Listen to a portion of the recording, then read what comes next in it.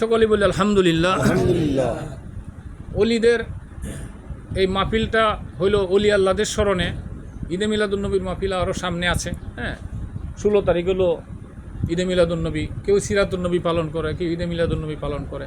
সিরাত এবং মিলাদের মধ্যে ডিফারেন্সটা এটাই, মিলাদ হলো জন্ম, মিলাদের শব্দের অর্থ হলো জন্ম, সিরাত শব্দের অর্থ হলো রাস্তা। নবীজি কোন পথটা দেখায় গেছেন, এটা হলো নবীজির সিরাত। এই যেই পথে কাজ করার জন্য আমার নবীজি বলছেন, এটা হলো সিরাত, সিরাতুন নবী। কোরআনের পথে, হাদিসের পথে, কোরআন সুন্নাহর পথে। এই পথে গেলে তুমি জান্নাতে যাবা, এই পথে গেলে তুমি জাহান্নামে যাবা। এটা হলো সিরাতুন নবী। আর মিলাদুন নবী, মিলাদ হইল আমার নবীজির আগমন, নবীজির জন্ম। জন্মটা হইল সারা বছর না, জন্ম হইল একদিন, 12ই রবিউল আউয়াল। কিন্তু নবীর কর্ম, নবীর কাজ, নবীর হুকুম সারা জীবন আপনাকে আমাকে পালন করতে হবে। আমি শুধু মিলাদুন নবীর একটু মিলাদ পড়লাম, একটু আলোচনা করলাম, পরে নমাজে পড়লাম না, এটার কোনো মূল্য নাই। আপনাকে নবীর প্রেমে, নবীর মহব্বতে, নবীর আগমনে খুশিও হইতে হবে এবং নবীর সিরাতের রাস্তা আপনাকে কাজও করতে হবে। কন্যা সুবহানাল্লাহ। নবীর খুশিটাকে অস্বীকার করা যাবে না। যেখানে আপনার জন্মটা মিলাদ, কিন্তু নবীর জন্য যখন আপনি বলবেন তখন মিলাদ শরীফ। কন্যা সুবহানাল্লাহ। মিলাদ শরীফ পবিত্র, পবিত্র জন্ম। আর আমার জন্ম কিন্তু পবিত্র না। আমার জন্মর সাথে সাথে আমার মা শরীর নাপাক হয়ে যায়, গড়টা নাপাক হয়ে যায়, ঠিক না বেঠিক? আমার নবীর যখন জন্ম হয়েছে, দুনিয়াতে যখনই আগমন করবেন, বেহেশতের থেকে নার্সায় পড়ছে। এই যে দনি বিটেন কই আমরা দেশ, দাই বিটেন, যারা ডেলিভারি করা, খালাস করে সন্তান, এদেরকে হাসপাতালে গেলে নার্স বলে, আর বাড়ি ঘরে দনি কয়, দাই কয়, ঠিক না বেঠিক? উনি জান্নাত থেকে চলে আসে। আমরার মা চাচিরা, মেয়েরাও গর্ভবতী হইলে অসুস্থ হয়ে যায়, পেটটা বড় হয়ে যায়, খানার রুচি নষ্ট হয়ে যায়, বমি হয়ে যায়। কিন্তু আমার নবীর মা যখন গর্ভবতী হয়েছেন, ওনার শরীর থেকে সুঘ্রাণ বের হইতো। কন্যা সুবহানাল্লাহ। সুঘ্রাণ বের হইতো। তখন মক্কার মানুষগুলা আব্দুল মুত্তালিবের কাছে অভিযোগ করতো, তোমার পুতের বউডা বিধবা লারি বেডি, সে সেন্ট ব্যবহার করে, যে সেন্ট রাজা বাদশাহরাও ব্যবহার করে না। এটা তো খারাপ জিনিস। সমাজের মানুষ মাইনা না, বেডির দামাই নাই, বেডি কসমেটিক লাগা কিলকা, ঠিক না বেঠিক? এই সময় ছিল। তখন আব্দুল মুত্তালিব আমেনাকে ডাক দিলেন, আমেনা গো, মা, আমি তো একটা মান সম্মান আছে, আমি তো সর্দার মক্কার, কুরাইশ বংশ, আমি দয় দরবার করি এলাকার। এখন মানুষ তো মা আমাকে অভিযোগ করতেছে, তুমি নাকি আতর গোলাপ সেন্ট লাগাও, তোমার কাছ থেকে সুগ্রা নাই। এটা তো মা, আমি লজ্জিত হয়ে যাই, আমার তো ছেলে নাই, মারা গেছে, তুমি কসমেটিক ব্যবহার করো, সুগ্রান ব্যবহার করো। পরে কইতেছে, আব্বা, আমি আপনার ছেলের সংসারে যখন আইছি, যখন আমি আপনার বাসরে গেছি, আপনার ছেলের মধ্যে, কপালের মধ্যে একটা নূর দেখছি। নূর দেখার পরে কে জানি আমার আওয়াজ করে কই, আমেনা তাড়াতাড়ি চুম্বন করো কপালে। কন্যা সুবহানাল্লাহ। কপালে তাড়াতাড়ি চুম্বন করো, দেরি করবা না। তখন সাথে সাথে আমি আর সহ্য করতে পারি নাই, আমি আপনার ছেলে আব্দুল্লাহর কপালের মধ্যে চুমা দিছি। চুমা দেওয়ার পরে এই নূরটা আমার মুখ দিয়া ভিতরে চলে গেছে। কন্যা সুবহানাল্লাহ। সেই দিন থেকে আমি আমেনা যেদিকে যাই, সেই দিকে সুঘ্রাণ বের হয়, সেই দিকে যাই, এদিকে আমার শরীর থেকে সুঘ্রাণ আসতে থাকে। কন্যা সুবহানাল্লাহ। আব্বা, আমি কেন আতর ব্যবহার করব, আমি কেন সেন্ট ব্যবহার করব? তখন আব্দুল মুত্তালিব বুঝতে পারছে, মা, আমি বুঝতে পারছি, তুমি ধৈর্য ধরো, আমি এই বিষয়ে আমি দেখব। তখন বুঝতে পারছে তার গর্ভে কোনো মহামানবের আগমন হইতেছে। সুবহানাল্লাহ। সাধারণ মানুষ না। তাহলে আমার নবী মা গর্ভবতী হয়েছে, কত সুন্দর ব্যবস্থা। আর আমাদের মেয়েদের শরীর ঘামলে দুর্গন্ধ হইতো। সুবহানাল্লাহ। আর আমার দুনিয়ার থেকে আমরা আসছি কই, এই যে গুপ্ত রাস্তা দিয়া। আর আমার নবীজির মা আসছে, মা, এই যে মা আমেনার নাবির যে বাম পাশে এই জায়গাটা ফাইটা গেছে, ফাইটা উনি এই দিক দিয়ে বের হয়েছে। কন্যা সুবহানাল্লাহ। এই জন্য এই যে এখন সিজার করে, ডাক্তাররা সিজার পাইছে কোথা থেকে? আমার নবী তো সমস্ত কাজ নিয়ে আইছে, সমস্ত চিকিৎসা নিয়ে আইছে। এখন যে ডেলিভারি না হইলে, নর্মাল না হইলে কি সিজার করে? এই যে প্রথম একটা সিজার করে এদিক দিয়ে আমার নবী প্রথম বাইর করে সিজারে আইছেন। কন্যা সুবহানাল্লাহ। নাপাক রাস্তা দিয়ে, গোপন রাস্তাতে আইছেন না, সিজারে আইছেন। এখন সন্তান সিজারে বাইর করে কিনা, এই সাথে সাথে এই সিজার আসার পর অটোমেটিকলি আবার প্লেন হয়ে গেছে। এখন কসমেটিক সার্জারি হয়, সিলাই দেওয়া লাগে না, ঠিক না বেঠিক? আমার নবীর বিষয় তো সবকিছু। আমরা ল্যাংটা অবস্থায় আছি, আমার নবী পোশাক পরা অবস্থা। সুবহানাল্লাহ। আমরা মুসলমানের কাম করছে, আমার নবী মুসলমানের কাম করানো ছিল। কন্যা সুবহানাল্লাহ। আমার নারটা কাটছে, আমার নবীর নার কাটা ছিল। সর্বদিক দিয়ে, কোনো দিক দিয়ে আমার নবীর সাথে মিল নাই। কারণ আমার নবী তো দু জাহানের বাদশা, আর আমি হইলাম ওনার গুনাহগার উম্মত।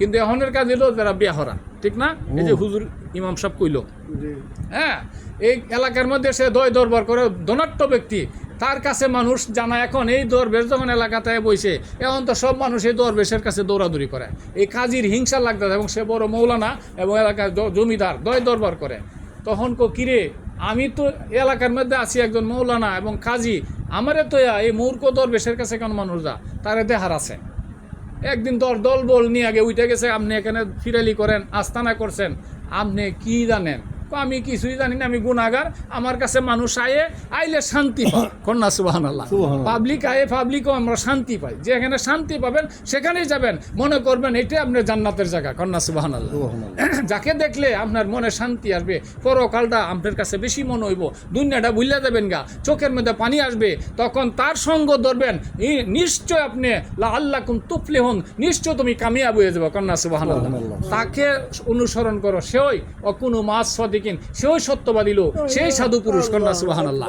যারে দেখলে চোখে পানি আসে, যার দেখলে আল্লাহর কথা মনে হয়, যার কথাগুলো শুনলে পরকালটা প্রাধান্য পায় যায়, দুনিয়াটা তার কাছে তুচ্ছ হয়ে যায়, বাড়ি ঘরের কথা ভুলে যায়, সেই লোকটাই আল্লাহর ওলি, তার সঙ্গ ধরো, নিশ্চয় তুমি কামিয়াব হয়ে যাবে। কন্যা সুবহানাল্লাহ। তা আমার কাছে আসলে মানুষ শান্তি পা। এই জন্য কথা হইলে পরীক্ষা করতে হবে। কি পরীক্ষা? কি পরীক্ষা? শুনছি যারা আল্লাহর ওলি হয় তারা নাকি উপাস থাকতারে। সুবহানাল্লাহ কন্যা। আর মোল্লা মুন্সি হলে খাইতারে না, এমন মোল্লা মুন্সি আছে উপাস থাকতারে, সব মৌলবি খানা, হ্যাঁ, বেশ কম আছে। দেখতে এক ধরনের হলো, ভিতরের গুণের ব্যাপার সেপার আছে না, গুণ তো একজনের এক না, এক একজনের এক এক গুণ। তাহলে কি করতে হইব? 40 দিন যদি তুমি একটা না রোজা থাকতারো, তাহলে বুঝাম তুমি দরবেশ। এই যে কাজী কইতাছে, এই দরবেশে পরে মেয়ে রোজা তো সবাই থাকতারে, রোজা সবাই থাকতারে না, এই বানা খাওন যাইতো না। সুবহানাল্লাহ কন্যা। আরো টাইট করে খাওন যেত না। কি করতে হবে? সেহেরিও না, ইফতারে না, আনা খাওয়া 40 দিন তখন লাগবো। হ্যাঁ, পরে কইতেছে এটা কোনো ব্যাপারই না। সুবহানাল্লাহ কন্যা। ওইটা কোনো ব্যাপারই না। কথা হইলে কি আমি একলাই থাকবো না, কাজী সাহেব আপনিও থাকবেন? সুবহানাল্লাহ। কথা হইলে আমিও তাহাম, দুজনই তাহাম, যে ওই বাঘে, হ্যাঁ, হে ওই মুড়ি দিব, আপনি বাগলে আমার কাছে, আমি বাগলে আপনার কাছে মুড়ি দিয়াম। মানে কাজী মনে হচ্ছে দমক দিলে দরবেশ ভাগ্যে দেবো গা। পরে কইতাছে এমন বুড়ি বুড়ি প্রমাণ আছে, বহুত অলি আল্লাহ আছে, এমন অলি আল্লাহ আছে 40 বছর এক ফোঁটা পানি খাইছে না। সুবহানাল্লাহ। এটা কোনো ব্যাপারই না। খায়া তাহন লাগবো, দরবেশ বলতেছে খায়া তাহন লাগবো। কাজী কেমনে খাওয়ান? খাওয়ান লাগবো 40 দিন পর্যন্ত, আগামোতা করণ যেত না। কন্যা সুবহানাল্লাহ। এক ওজুতে 40 দিন নামাজ পড়লবো, খাওয়াও চলবে, সবই চলবে, 5 ওয়াক্ত নামাজও চলবে জামাতের সহিত, কিন্তু আগামোতা করণ যাব না। সুবহানাল্লাহ কন্যা। কাজী করছো, এটা কোনো কথা হইলো? হ্যাঁ, এটা ওই কথা, যেহেতু আপনি আমার পরীক্ষা করতে আইছেন, তা পরীক্ষা হয়ে থাকা, আপনিও থাকবেন, আমিও থাকবো। কাজী কইতাছে এটা মনে বন্ড আমারে ধমক দিতেছে, ভয় দেখাইতেছে। কাজীকে আমি বাইকা যাইতাম না, মনে মনে ভক্তরা কইতে হুজুর আনো বাইকা দেন গে, জমিদার এলাকার দরবেশ তো আস্তানা গাইরে লাগবো। আরে কি আর আস্তানা তো আজই বাইকা দেবো গা, এখন তো থাকতো না। কোথায় খানা ফিনা আমার দরবার হইব, আমার দরবারে আয়োজন হইব, আমার ভক্তর আয়োজন করবো। খানা কি? সেহরির সময় একটা কাশি আমি একলা, আর আপনি একটা কাশি একলা। আপনার হলো 1 মন রুডি, আমার হলো 1 মন রুডি। একটা কাশিতে 1 মন রুডি, দুইজনে 2 মন রুডি খাইম, দুইজনে 2টা কাশি খাইম। কন্যা সুবহানাল্লাহ। কাজী কইটা কোনো কথা হইলো? হ্যাঁ, এটাই কথা। আর ইফতারির সময় একটা কাশি, আবার আমার একটা কাশি, আপনার একটা কাশি, আমার 1 মন রুডি, আপনার 1 মন রুডি। কন্যা সুবহানাল্লাহ। তাই সময় এটা কেমনে হোক? হ্যাঁ, এইভাবেই চলবো, আগামোতা করণ যেত না, 40 দিন পর্যন্ত এইভাবে চলবো। ইফতারি 40টা করে কাশি, 2 বার কি 80টা, 2 বার 80টা কাশি, তো দুইজনে মিললে 160টা কাশি, তো 2 মন করে রুডি, দুইজনের 4 মন রুডি প্রতিদিন। তো এখন একদিন যখন খাইছে, ইফতারি করছে, সেহরি করছে, সন্ধ্যার সময় কাজী সাহেবে বিশ্রামে গেছে। বিশ্রামে যাওয়ার পরে কাজী সাহেব তো রুইটা আইতারে না, হুজুর আমার তো পেটটা ব্যথা করতেছে, বাথরুমে যাই। বাথরুমে গেল তো আমি হয়ে গেলাম, বাগ্যা গেলাম গা। না, কষ্ট করণ যেত না, কষ্ট হইলে আপনার চিল্লা হবে না। এরপরে কাজী সাহেব এসার নামাজের সময় বাগ্যা গেছে গা। সারাদিন আগামোতা নাই, 2 বার খাইছে, তো ফেট পুললে মরতো না। দরবেশ কিন্তু সব নর্মালে আছে। কথা হইলে আপনিও সাইড আমি সারলে তো আপনার মতোই হয়ে গেলাম, আমার 40 দিন থাকতে হবে। দরবেশ বলতেছে আমাকে 40 দিন থাকতে হবে। তো এই খানা যে বাজেট করেছে, খানা কাটা খাইবো, ও খানা কি আপনি একলা আমি আপনারটা খাইম? কন্যা সুবহানাল্লাহ। তোর কাজী সাহেবের 2 ছাগল খা, আবার কাজী সাহেবের 1 মন রুডি খা, নিজের রুডি তো আছেই। তখন ডেলি কয়টা ছাগল হইতেছে? 60টা ছাগল দরবেশ এক লাগাইতেছে। 2 মন করে 4 মন রুটি দরবেশ এক লাগাইতেছে, 40 দিন পর্যন্ত দরবেশ আগা নাই মুতা নাই, হ্যাঁ, এইভাবে চলছে। কন্যা সুবহানাল্লাহ। 40 দিন পূর্ণ হয়েছে, 41 দিনের দিন পরে কাজী সাহেব পায়ের মধ্যে পড়ে গেল, হুজুর আমফের খেলাটা আমি বুঝলাম না। সুবহানাল্লাহ কন্যা। আপনি বুঝবেন, আপনি কোরআন পড়ছেন, হাদিস পড়ছেন, কিন্তু এটার মর্ম আপনি বুঝেন নাই। কন্যা সুবহানাল্লাহ। দেন না বাউলরা শিল্পীরা গান কনা, বয়ে গেলে চিনির বস্তা খায়া দেখলে না, কিতাব কোরআন পড়ে গেলে অর্থ বুঝা দেখলে না, ঠিক না বেটি? তা আপনি যদি কিতাবে পড়ছেন আল্লাহ নাকি জান্নাতে গেলে খাওয়াইতো না, পড়াইবো, পান করাইবো, আগা হইতো না, মুত হইতো না। সুবহানাল্লাহ। হাদিসে কয় না হুজুররা, জান্নাতে গেলে খাওয়াইবো, পড়াইবো, আগা হইতো না, মুতা হইতো না, খালি একটা ডেকুর আসবে। সুবহানাল্লাহ। ডেকুর আসলে সব কিছু হজম হয়ে যাবে, আবার কি দা পাইবো আগের চেয়ে বেশি। কন্যা সুবহানাল্লাহ। এমন আসেনি হাদিসে? আল্লাহ যদি জান্নাতে পারে খাওয়াইবো, পড়াইবো, সব কিছু করবো, ঘুম হইতো না, কিন্তু চোখে ঘুম আইতো না, তো ঘুমাইলে তো নষ্ট হয়ে যাবো। তো দুনিয়া মাঝিকে আল্লাহ পারে না, কাজী কো পারে, তাহলে আপনি এটা আল্লাহটা আদায় করতে পারলেন না কেন? কিসের কাজী হয়েছেন, কিসের মৌলানা হয়েছেন, কিসের জমিদার হয়েছেন? আমি আপনার চেয়ে লেখাপড়া কম, আপনার চেয়ে আমি সাধারণ মানুষ, কিন্তু আমি আল্লাহকে রাজি করছি। আল্লাহ আমাকে এই সিস্টেম, আমি আল্লাহকে বলছি, আল্লাহ তুমি জান্নাতে খাওয়াইবা, ফান করাইবা, সব কিছু করো, আগা হইতো না, মুতো হইতো না, সব কিছু চলবে। তো দুনিয়াত কেন চলবে না? তোমার কে ক্ষমতা নাই? কন্যা সুবহানাল্লাহ। পরে আল্লাহ ক ঠিক আছে, তুই কাজীর লোকে শুরু কর। তো এই জন্য আমি আল্লাহকে হাত করে লইছি, হাত করে আপনার লোক আমি প্রতিযোগিতা নামছি। কন্যা সুবহানাল্লাহ। কারণ আল্লাহর ওলিরা আল্লাহর পারমিশন ছাড়া কিছু করে না। আমার দয়াল নবী যেমন আল্লাহর পারমিশন ছাড়া কিছু করছে না, আল্লাহর ওলিরা পারমিশন ছাড়া কিছু করে না। আপনি দেখতেছেন বেটার ঠেলা দেখে আসলো রাইছে, আরে উনি লড়াইছে না, উনি খালি দৌড়ছে, কই আমি লড়াইছি বন্দা, তুমি লড়াইছো না, তুমি খালি দৌড়ছো, তোমার হাত আমার হাত। এই যে একটু আগে কইলাম তারাকান্দির বিশ্বাসে গাছ লাগাইছে, তারাকান্দির বিশ্বাস লাগাইছে, আল্লাহর ওলি ধরছে, আল্লাহ সইরা যা আমার বন্ধু ধরছে। সুবহানাল্লাহ করো। এই জন্য আল্লাহকে হাত করতে হবে। আল্লাহকে হাত করলে আপনি আল্লাহর হাত হয়ে যাবেন, আপনি আল্লাহর চোখ হয়ে যাবেন, আপনি আল্লাহর পাও হয়ে যাবেন, আপনি আল্লাহর কান হয়ে যাবেন, সমস্ত কিছু আল্লাহর হয়ে যাবেন। এই জন্য আল্লাহ পাক যেন আল্লাহর ওলিদের সহবতে থেকে আমাদের মতো গুনাহগাররা যেন এই ক্ষমতা, এই গুণ আমরা হাসিল করতে পারি। এই গুণ যদি আপনি হাসিল করতে পারেন, তাহলে আপনি কবরে যাবেন, আপনার কবরের মধ্যে কাফনের কাপড়টাও মাটি খাওয়ার ক্ষমতা নাই। সুবহানাল্লাহ।